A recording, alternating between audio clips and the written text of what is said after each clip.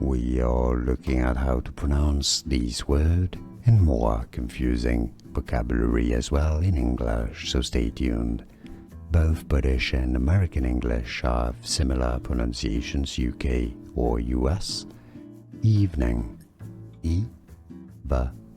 ning. You may want to skip more or less the middle syllable, evening or evening. Both pronunciations are good and valid and correct.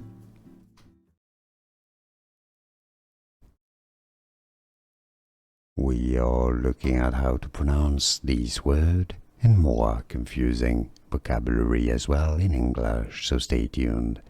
Both British and American English have similar pronunciations, UK or US. Evening, ning. You may want to skip more or less the middle syllable, evening or evening.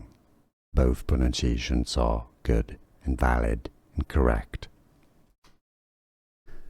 Here are more videos on how to pronounce more confusing words and names too many mispronounced. Like this video if you found it useful. I appreciate your support. I'll see you soon and thanks for watching.